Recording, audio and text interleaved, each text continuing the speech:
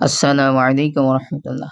সুপ্রিয় দর্শক শ্রোতা, আমরা আজকে দেখব রাতের অন্ধকারে সাদপন্থীরা ঘুমন্ত ব্যক্তিদের উপর অতর্কিত হামলা চালায় বলে মন্তব্য করেছেন হেফাজত নেতা মামুনুল হক। চলুন প্রথমেই আমরা তার সেই বক্তব্যটি শুনে নেই। মারামারি হলো কোথায়? রাতের অন্ধকারে ডাকাত দল এসে বাড়িতে হামলা চালিয়ে আপনার মানুষকে আহত করলো। আপনি এখন যদি সেখানে বলেন যে বাড়িওয়ালার মধ্যে আর ডাকাতদের মধ্যে সংঘর্ষ হয়েছে, মারামারি হয়েছে, এখানে তারা একটা ছদ্মবেশ ধারণ করে সন্ত্রাসী কায়দায় সেখানে প্রবেশ করে এরকম ঘুমন্ত মানুষদেরকে এভাবে হতাহত করে। আমরা আরো কিছু সাথীর সেই বক্তব্য শুনে নেই। সারাদিন যেহেতু কাজ করে, স্বাভাবিকভাবে আমরা তো কায়িক পরিশ্রমে অভ্যস্ত না। দিনের বেলা কাজ করে, রাত্রে একটু ঘুমরত অবস্থায় এবং তাদের খুনি ওয়াসিফ এই হামলা চালাইছে অতর্কিতভাবে। আমাদের সাথীরা ঘুমাইছিল, জিকির আজকারে ছিল, তাদের উপর অতর্কিত হামলা। এবার আমরা সেই ঘুমন্ত এবং জিকিররত সাথীদেরকে একটু দেখে আসি।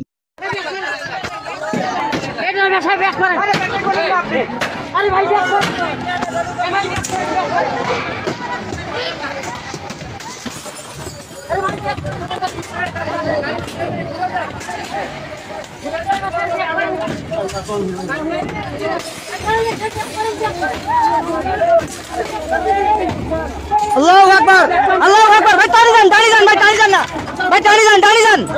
আল্লাহু আকবার, ভাই টানি যান, টানি যান, টানি চলে যান, টানি চলে যান। ভাই আপনার টানি চলে যান, আপনি দাঁড়াইছেন কেন? আপনি দেখেন কিভাবে গাড়ির মধ্যে হামলা করতেছে, দেখেন ওজাতে হেফাজতিরা কিভাবে গাড়ির মধ্যে হামলা করতেছে। দেখেন station road, station road, station road, দ্রুত ব্যবস্থা করেন।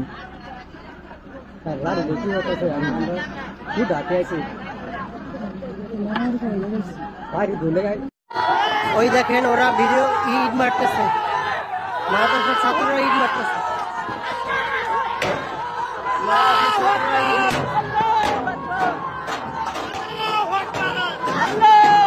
ওরে এমনি পালাইবে, এমনি পালাইবে।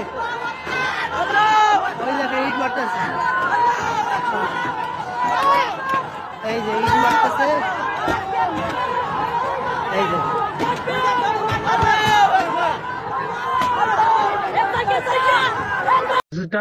লেখছেন ঠিক আছে, কিন্তু আপনি লেখার নিচে লিখলেন মিরপুর কালসি আতাউর রহমান ভয়েসটাতে মিথ্যা এটা বলেন। আমি আলী আসগর এই মুহূর্তে টঙ্গী ময়দানে শত শত অগণিত সাথী আমাদের ময়দানে সব জায়গায় পাহারা দিচ্ছি আমরা। আসলে একটারও একরম ছাড়া ছাড়বো না। কি বলেন? সারা রাত জেগে আছি আমরা ময়দানে, সারা রাত জেগে থাকবো, পুরো ময়দান টহল হবে। কালসি আতাউর রহমান ভয়েস দিচ্ছে, আপনি লেখেন যে মিথ্যা ভয়েস, এটা স্বাধীনতা আপনারা ভুল বুঝতেছে। পুরো ময়দান ফানা ফিল্লা করে বলে দিচ্ছি আমরা। কি বলেন? আরো সাথী সারা রাত আসবে, বাসে বাসে সাথী আসতেছে, বাসে বাসে সাথী আসতেছে বিভিন্ন জেলা থেকে। আর খালি উল্টা পাল্টা করে দেন, আশপাশে তো আমাদের জামাত ভরা। কত জামাত চান আপনি? 400 সাথী বলছে। এগুলো ওদের সাথী নিতে, সাথীরা আসবে না, আসতে যে জন্য ভয়ে ওদেরকে সাহস দেওয়ার জন্য আতাউর এই মিথ্যা বয়স দিছে। লেখেন, আপনারা লেখেন মিথ্যা বয়স এটা। ভাই এই যে একটা পোস্ট দিলে এক ভাই, দেখেন শুধু এক কোনায় দেখাইছে, আমরা ময়দানে সবাই আছি। সাথী ভাই আপনি এটা প্রচার করেন। আর যারা সাথী ভাই হাবিবুল্লাহ ভাই ভুল বুঝছেন তাদেরকে আমি উত্তর দিচ্ছি এটাই, যে হাবিবুল্লাহ ভাই বুঝাইতে ভুল করছে, দিছে আমাদেরকে বোঝানোর জন্য এটা মিথ্যা অপবাদ দিচ্ছে। আমি শুধু একটা দেখা, এই মাত্র একজন মেসেজ দিল, দেখেন আমরা মুজাহিদরা আছি ময়দানে। তাবলিগ কেউ করেন নাই, তাবলিগ করলে তাবলিগের ফাজাইলে তাবলিগের প্রথম আয়াত দেখেন, প্রথম আয়াত কি লেখা আছে? মুজাহিদরা তলোয়ার দিয়ে দৌড়াবে, তলোয়ার দিয়ে দাওয়াত দিবে মুজাহিদরা। আমরা মুজাহিদ সব এখানে টঙ্গী ময়দানে সকালবেলা বের হই আমরা এই কথা বলে যে হয় মুজাহিদ হবো না হয় শহীদ হবো। মামুনুল সাহেব তো বলেই গেছে যে টঙ্গীর তুরাগ নদী দরকার রক্ত দিয়ে আমাদের।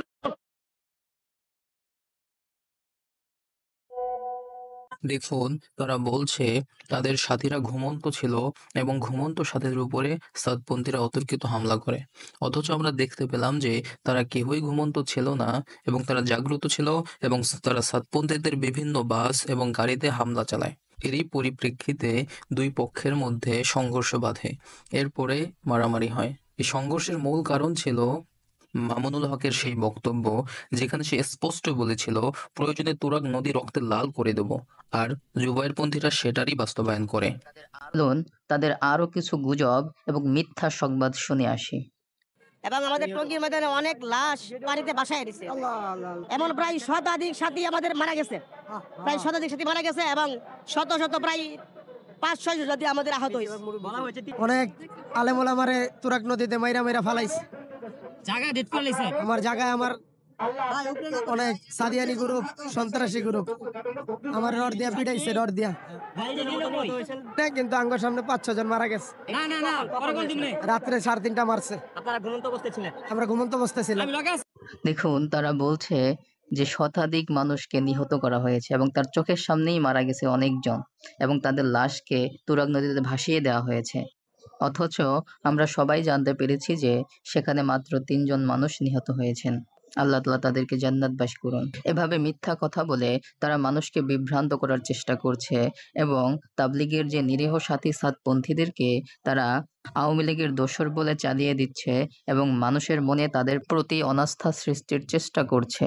এজন্য সাধারণ মানুষের প্রতি আমার অনুরোধ, তাদের এই মিথ্যা প্রোপাগান্ডায় আপনারা কান দিবেন না এবং তাদের এই গর্হিত কাজকে আপনারা কখনোই সমর্থন করবেন না এবং তাদের এই মিথ্যাকে আপনারা প্রতিহত করবেন। ধন্যবাদ।